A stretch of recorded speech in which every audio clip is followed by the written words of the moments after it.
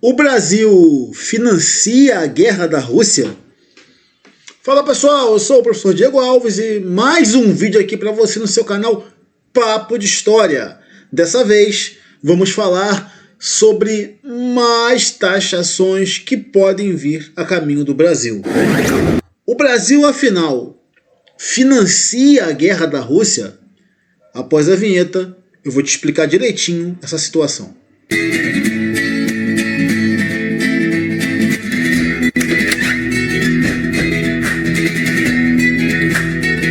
E vamos direto ao assunto.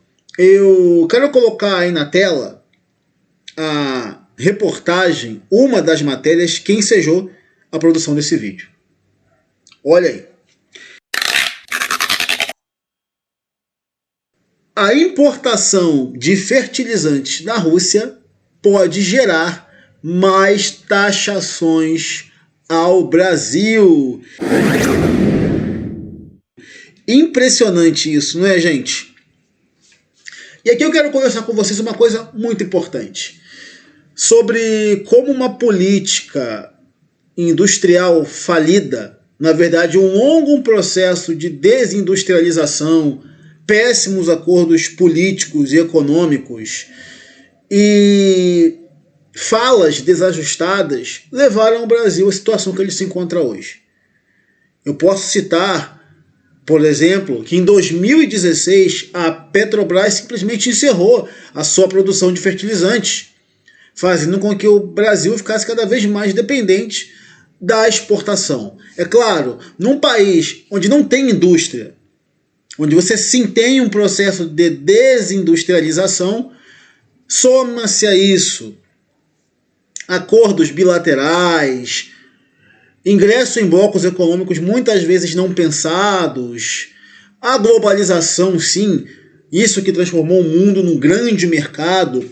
O problema é que às vezes o seu fornecedor é um autocrata ou realmente uma ditadura. Ou o país, no caso, pode estar na iminência de um golpe de Estado. Então, eu sei que nessa parte não é só o Brasil, mas você tem vários países dependentes de lugares cuja política interna é totalmente de pernas para o alto, sabe? Essa questão dos microchips agora, desses microprocessadores de Taiwan. Você imagina quando a China decidir anexar Taiwan, pegar o território de volta, o problema que vai dar com esses microprocessadores, já que Taiwan fornece eles para o mundo, de chip de celular ao que você menos imagina. Tá legal? Mas voltando para o nosso caso aqui, o Brasil passou por um processo de desindustrialização. A Petrobras encerra sua produção de fertilizantes. A globalização vem como algo que é importante, é claro, a gente sabe disso, mas jogou o mundo meio que numa cama de gato em relação a alguns produtos comercializados. E como diria o filósofo pós-socrático Queiroz, tá vindo aí um cometa do tamanho de uma para entrar no Brasil, que é uma possível taxação extra de Donald Trump. Eu quero mostrar para vocês um gráfico aqui interessante sobre essa questão das exportações e a gente já vai mergulhar de vez no tema do vídeo. Olha só. Como vocês estão vendo aí, pessoal, esse gráfico mostra as importações de fertilizantes, o consumo de fertilizante no mundo. Vocês podem ver aí no canto direito, pelo menos no meu canto direito, que o país, o Brasil, está na 4ª posição de importação de fertilizantes do mundo, o que representa um consumo de 8%. Então, como vocês estão vendo aí, nós estamos atrás de China, Índia, Estados Unidos. Até aí, tudo bem, tá? Vamos entender um pouco melhor o que esse gráfico vai nos mostrar. Aí nós percebemos, né, onde é empregado, soja, milho, açúcar, esse consumo tanto interno como externo. O Brasil ele vende para o mundo, de fato, de verdade. E não só esses alimentos, né? A própria laranja, nós exportamos muita laranja para os Estados Unidos. Eu não me lembro agora se é de cada 5 de 10 ou 7 de 10 sucos de laranja que o americano toma, vem do Brasil. Mas nós exportamos muito para lá. Então, vocês percebem que nós estamos na 4ª posição, somos responsáveis por 8% do consumo mundial de fertilizantes, e isso aqui é uma vergonha, mas como eu comentei com vocês, é um processo de desindustrialização. 90% é importado. 90% é importado. Houve uma discussão em relação a isso, mas ainda é muita coisa, gente. Nós só produzimos 10% dos fertilizantes. Um país que tem um agro poderoso. O nosso agro, se não o mais, é um dos, com certeza. Ou é top 1 ou é top 2. Mais importantes do mundo. Ter essa produção de 10% é perigoso. Isso causa um risco geopolítico e, obviamente, um risco econômico. E nós estamos tomando no talo 2 agora. Nós decidimos entrar de cabeça num risco geopolítico e num risco econômico. E aqui, pulando um pouquinho para um outro assunto que a gente vai tratar logo, a questão da exploração da foz do Amazonas, né, em relação ao petróleo. Vocês estão vendo que são sempre algumas ONGs, né, que se dizem preocupadas com a natureza, o meio ambiente, mas não estão preocupados merda nenhuma. Tá? É conversa para boi dormir. É uma mentirada, tá? Voltando pro gráfico. E aqui é onde entra o problema. A ordem de quem nós importamos, tá? Os países de onde nós compramos. 30% vem da Rússia, 20% vem da China, 12% do Canadá, 7% do Marrocos e do Egito 5%. A fonte está embaixo do G1, mas eu vou colocar também todas as fontes de material para vocês checarem na descrição aqui do vídeo, tá? O problema está aqui, pessoal. Esses 2 primeiros fazem parte do BRICS, é um bloco óbvio que o Brasil faz parte, mas também são 2 grandes antagonistas do Império Norte-Americano, né? Dos Estados Unidos. Mas a Rússia, precisamente, ela entrou numa guerra com a Ucrânia, que na verdade já eu poderia dizer aqui já é uma posição desde a separação da União Soviética, quando desfragmentou, não desfragmentou simplesmente porque a Rússia queria, né? Se a Rússia tivesse condições e poder, manteria essas regiões, beleza? Mas é claro, teve o Euromaidan, a anexação da Crimeia, 2014, 2004, você tem todas essas escaramuças até a anexação da Crimeia e o que veio se desenrolando depois, com a invasão em si. Tá? Trump, na sua primeira eleição, e que eu não vou entrar nessas questões de dizem que a Rússia influenciou, não influenciou, mas é um fato que ele já olhava com preocupação para esse lado. O Biden vence o Trump nas eleições seguintes. É dito não só pelo Trump, mas por muita gente que o Biden foi um presidente muito fraco ao permitir que essa invasão acontecesse. E agora o Trump voltou full power e quer, na cabeça dele, tentar botar ordem no mundo de alguma forma. E a Rússia o fez de trouxa por várias vezes, né? Virou piada o Trump fazer uma ameaça para o Putin e voltar atrás. Falar e voltar atrás. Os russos faziam piada com a cara do Trump.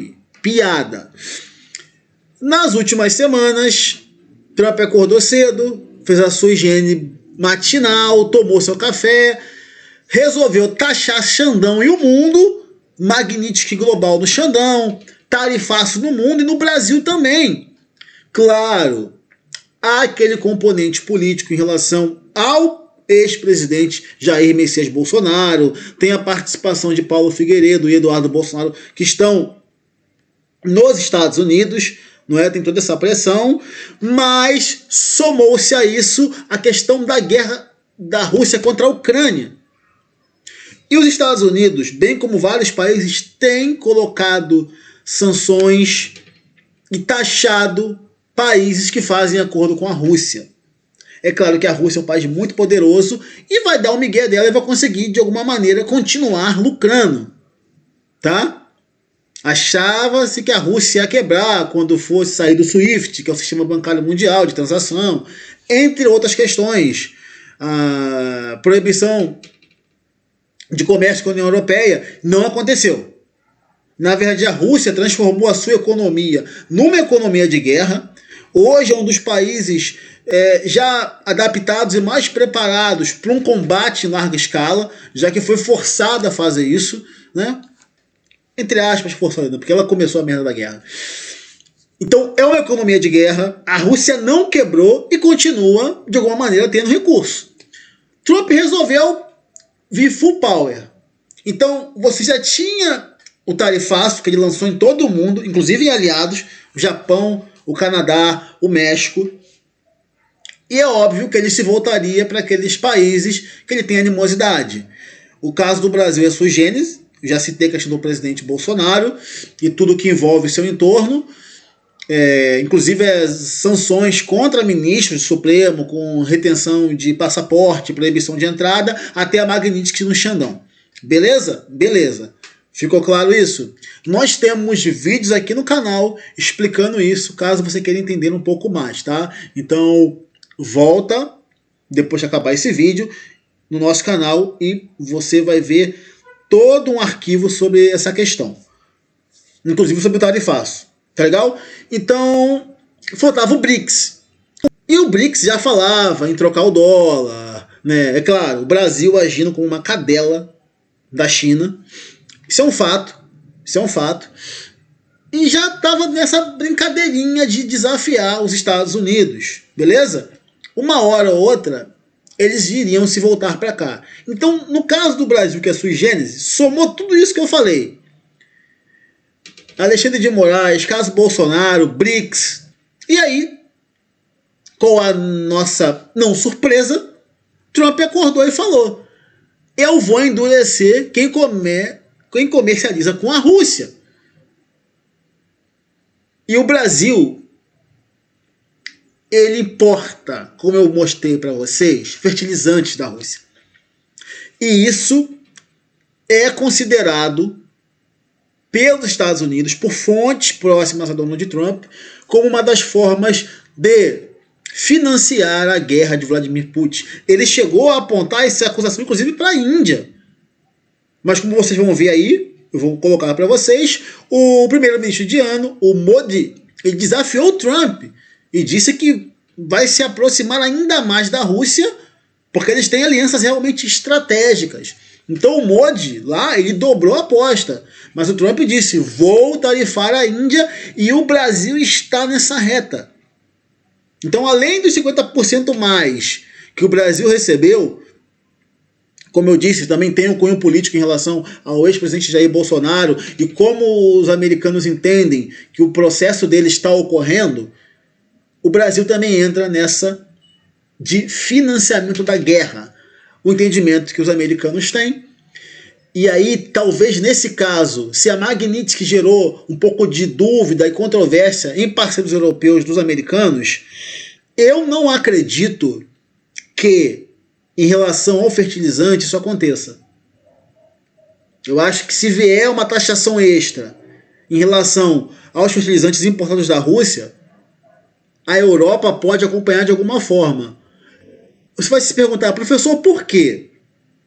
Bom, os principais países europeus, Alemanha e França, a Inglaterra também, mas a Alemanha e França destacados, eles querem que o conflito na Ucrânia tenha fim e defendem punições maiores para o Putin.